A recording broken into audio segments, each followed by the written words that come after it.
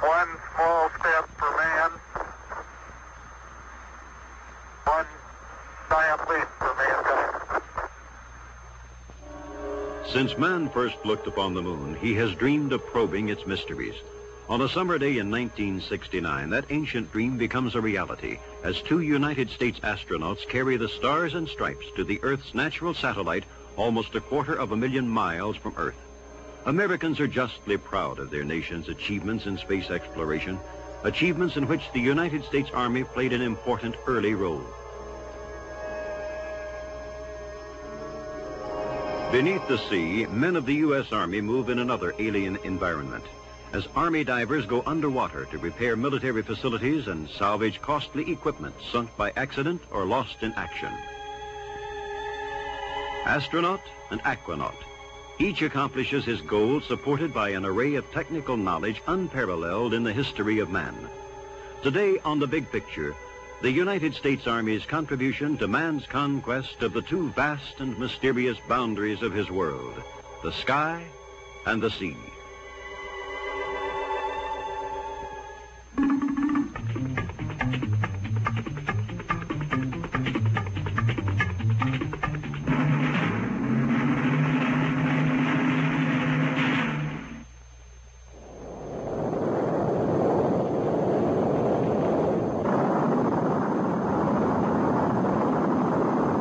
July 20th, 1969, Cape Kennedy, Florida, the day of the beginning of a new era of discovery.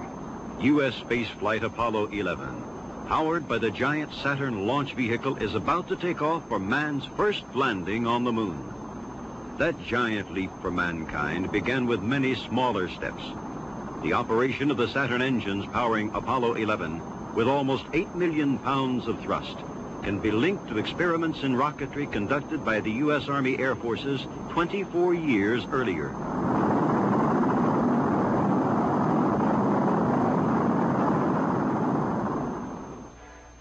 In 1944, events are taking place across the Atlantic, which will have a far-reaching effect on America's space efforts.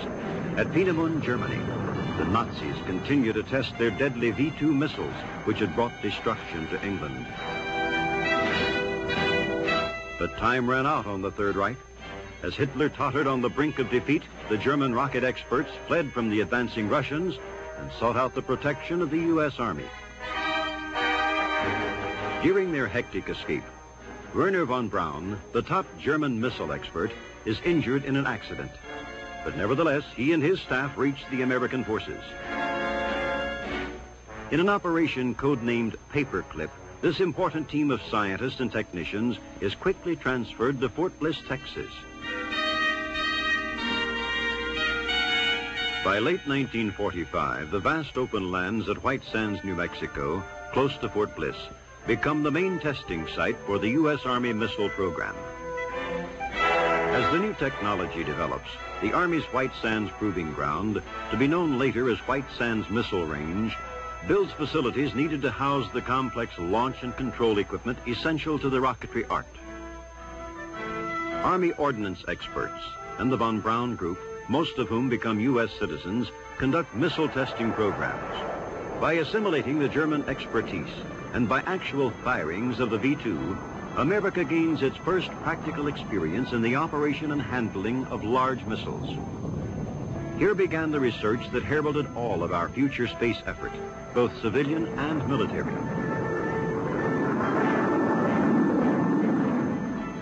Under operational control of the Army, White Sands is used during this period by all the services in perfecting their missiles. The U.S. Navy's Viking missile receives its early test firings here, carrying intricate electronic apparatus for research of the heavens, in radio communications, weather forecasting, and high-altitude flight. Air Force sleds use the vast Army range, racing at higher speeds than ever before, to learn more about human reaction to the tremendous forces that a man's body must survive as he is thrust into the vast realms of outer space. The nation's first operational surface-to-surface guided missile, the Army's Corporal, is successfully tested. The intensive space studies of the 1950s are a tribute to the work of Dr. Robert Goddard, who had conducted solid propellant rocket tests for the Army in 1918 and had fired the world's first liquid-fueled rocket as far back as 1926. Much of today's space technology evolved from the cornerstone laid by Dr. Goddard, and his contribution as a rocket pioneer is honored by the Goddard Space Flight Center in Maryland, which bears his name. In the decade following World War II, the Army almost alone pursued the advancement of rocket-propelled missiles and space vehicles.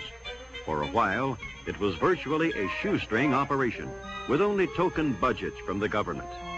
Still, the Army managed to continue its research and development until, during the Korean War, additional funds become available to back the Army's effort to keep America ahead in space technology. Gradually, the new technology shapes the pattern of things to come. Tracking devices, specially designed camera, and a variety of telemetric equipment are devised under Army supervision to analyze the performance of projectiles hurled skyward. Each step in the perfection of military missile systems points inevitably in the direction that man will take to the stars.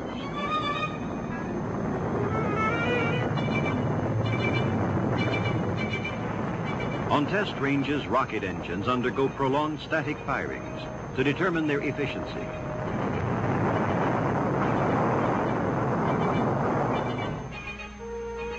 In April 1950, the Army's rocket experts were moved to the Redstone Arsenal in Alabama, and thereafter Redstone becomes the chief center for rocket and guided missile research. Here, named for its birthplace, there was created the powerful Redstone missile, a weapon that was to play a vital role in our steps to the moon.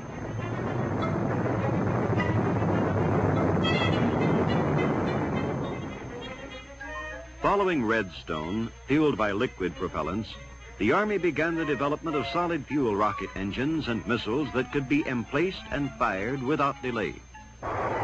First of these was Sergeant, highly mobile, quickly emplaced, and extremely accurate.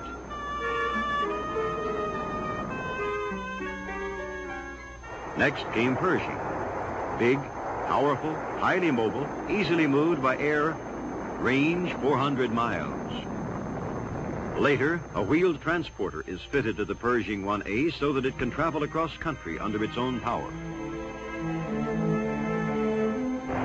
But Redstone, Sergeant, and Pershing were only a part of a whole series of rocket-powered Army weapons developed by the Army Missile Command. Some, like Little John and Honest John, were simple free-flight rockets designed for artillery use in battlefield areas. Others, like Dart, were guided by wire and were directed by the gunner.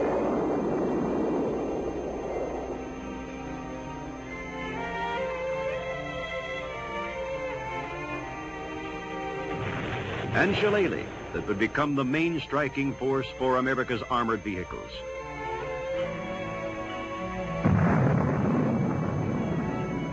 Or Dragon, the free world's first assault missile, light enough to be carried by one soldier, yet powerful enough to destroy armor and other enemy strong points.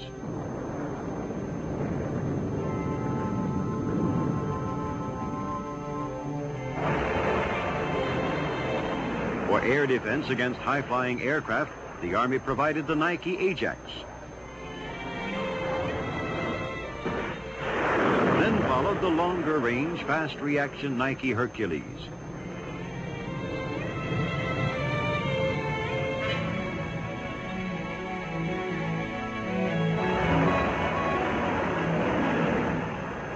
Later, work began on protection against intercontinental missile attack. First in the new family of longer-range missiles was the Nike Zeus.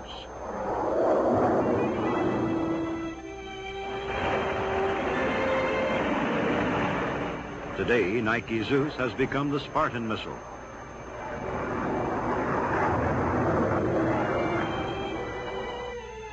and Spartan has been teamed with a high-acceleration sprint missile. Together, these two highly accurate weapons are part of the Safeguard ballistic missile defense system.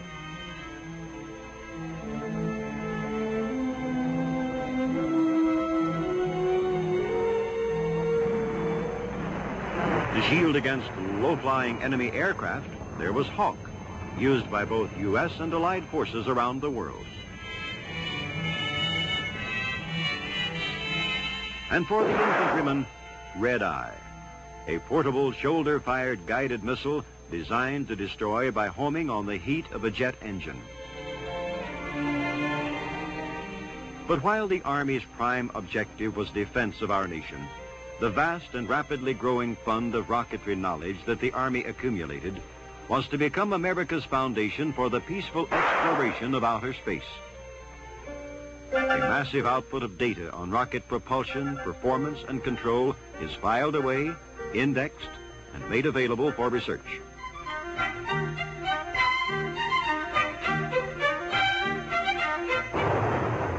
America learns more about rocket fuels, more about nose cone design to survive the fiery plunge back into the Earth's atmosphere, more about self-contained guidance systems that can steer a vehicle unerringly through all types of weather and atmospheric conditions.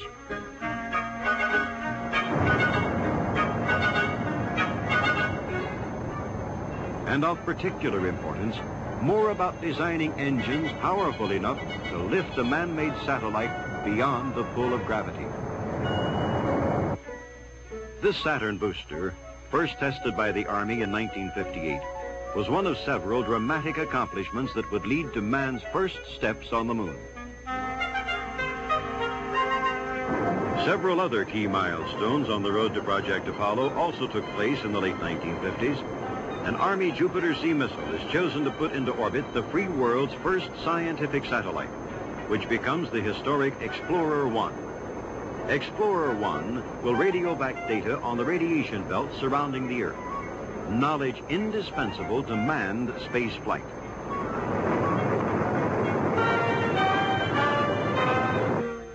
Shortly afterward, another Army satellite, Pioneer 4, will become the first successful American lunar probe, passing within 33,000 miles of the moon and sending back more information essential to future space exploration.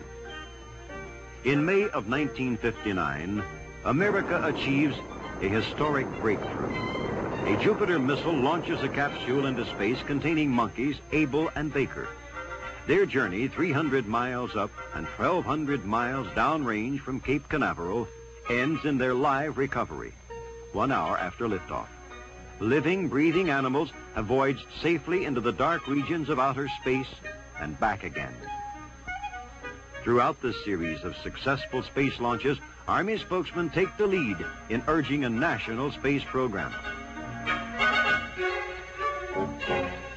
Major General John B. Medeiros, head of the Army Ballistic Missile Agency at Redstone, and Dr. Von Braun, now Chief of Development and Operations, suggest that the country could and should begin a full-scale program of space exploration.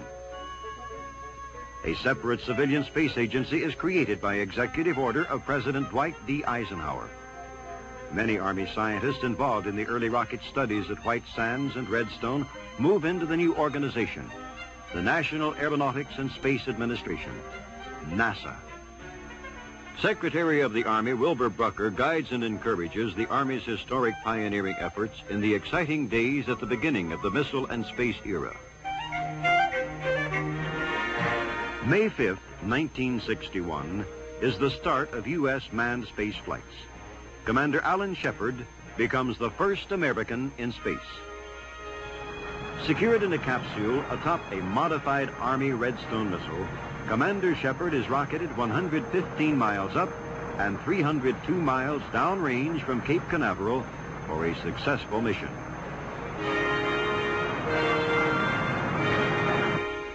Thus did history record the United States Army's early leadership of America's adventure into space. Then, with NASA established, the Army continues to concentrate on the military applications of using the space environment. Army agencies develop new electronic communications for the growing family of missile systems. The Signal Corps moves ahead in communications research, not only in missilery, but in the gradually developing field of satellite communications for linking widely deployed troop units in the field. As far back as 1946, the Signal Corps, in Operation Diana, had bounced radar signals off the moon, demonstrating that communications through outer space were possible. In 1958, Project SCORE, the world's first orbiting communications satellite, developed at Fort Monmouth Laboratories, transmits the voice of President Eisenhower around the world, a Christmas message that literally comes from the sky. To the men, women, and children of America, and to all peoples throughout the world, a Merry Christmas and a Happy New Year. Now Signal Corps scientists pioneer in a whole new field of modernized communications built around the concept of orbiting satellites. To fully explore the potentials in space communication, the U.S. Army Satellite Communications Agency is created in September 1960. In the years that follow, SATCOM develops programs for both tactical and strategic satellite communications and becomes a leading participant in the nation's space program.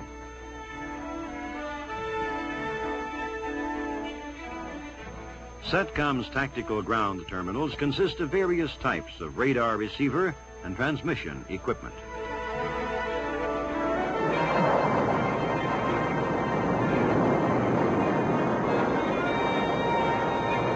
The nation's communication satellites are launched by Air Force missiles.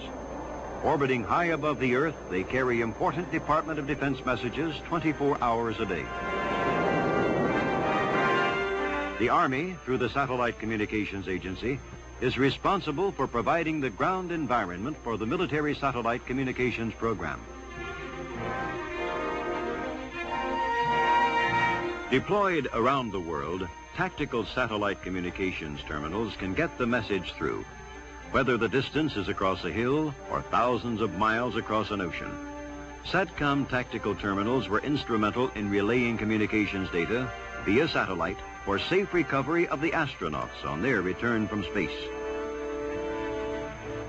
Today, like other Army agencies, the Satellite Communications Agency continues to provide support for our country's space explorations. At its Fort Monmouth headquarters, banks of telemetric equipment monitor SATCOM's hundreds of orbiting satellites. These not only carry vast amounts of information, but provide television transmission around the world, including pictures from Apollo moon missions. Personnel skilled in communications electronics tune in on the satellite broadcasts to check the efficiency of the signal and to make certain that all satellite stations are operating. Control, this is TRICOM 85, over.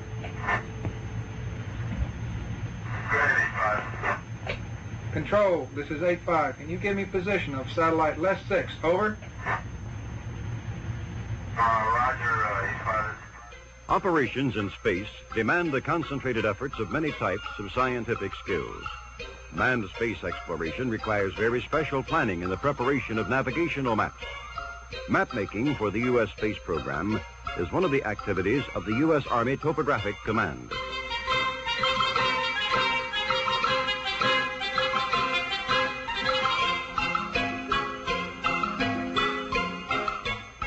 In a special Topographic Command project for NASA, Army scientists mapped the lunar surface for the early moon landings. Now they continue the increasingly important job of charting space. Working from aerial photographs taken by space satellites, pictures of the moon are projected in fragments and assembled into a large reproduction of a section of the lunar surface.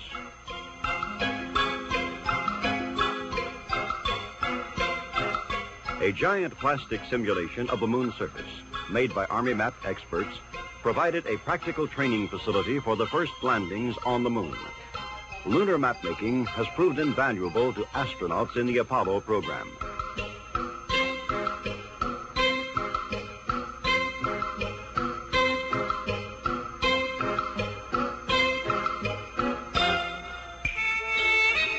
To learn more about how men and equipment will function in space, scientists and engineers have gone underwater. The weightlessness of outer space is simulated in this neutral buoyancy tank at the Marshall Space Flight Center in Alabama. Inside the tank, astronauts practice activities they will have to perform during their flights. Some of the space hardware, clothing, and foods they use are developed by Army scientists in cooperation with NASA.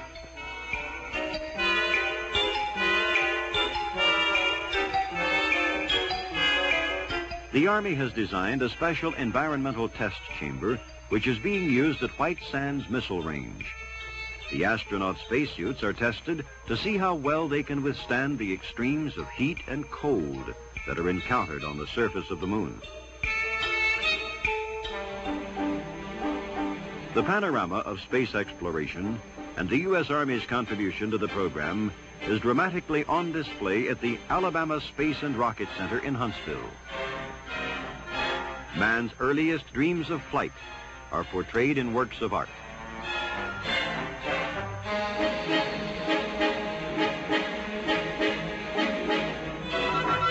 Realistic exhibits, activated by visitors, illustrate many principles involved in space flight.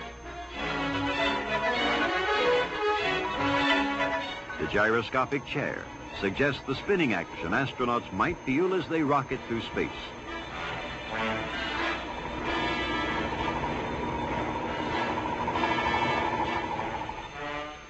Much of the research in stabilizing and guidance systems needed for space travel was evolved from early Army missile guidance systems.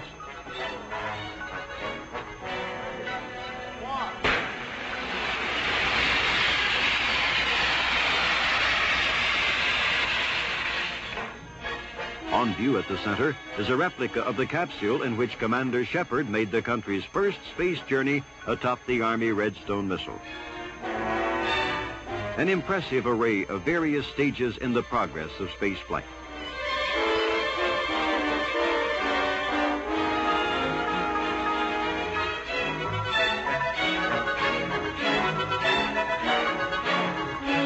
Milestones in Army development of the projectile art are vividly displayed in an outdoor exhibit. This early effort in space technology provided the nation with its first exploration in a new dimension.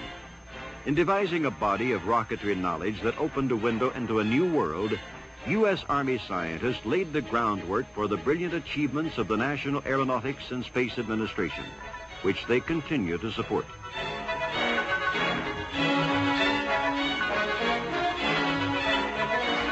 Beneath the sea, U.S. Army skill moves in another strange and challenging frontier, as Army divers train for the difficult and dangerous job of underwater salvage and repair. At Fort Eustis, Virginia, the Army Divers School provides intensive instruction in how to maneuver and work in an underwater environment. A select group of young men in excellent physical condition receives a 26-week course in 3 forms of diving: shallow water, scuba, and deep sea. The mission of the Army diving team is to salvage sunken equipment and repair underwater facilities such as pipelines or pier supports. A working model of a recompression chamber is used to determine the student's reaction to underwater pressure at various depths.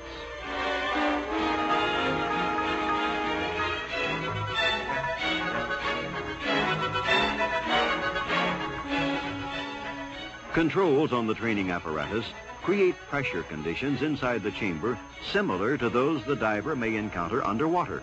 This is topside. The recompression chamber is designed essentially for treatment of divers suffering from compressed air illness, sometimes known as the bends. This is topside, 50 feet. A diver breathing compressed air beyond the depth of 35 feet is subject to this condition. Relief is provided in the chamber by simulating the pressure at the diver's original depth and then gradually reducing it. Topside, the students are okay. Over.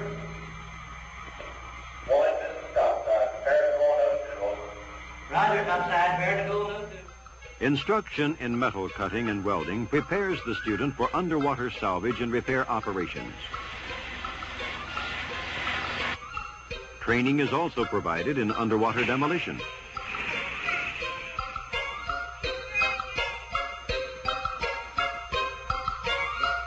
Before the students are assigned tasks in actual waterways, they receive practice training in a specially designed tank. In this exchange, they will learn how to remove a disabled propeller from a ship. Student divers face rigorous training. Only the best can make it through the course and qualify as full-fledged members of the Army diving team.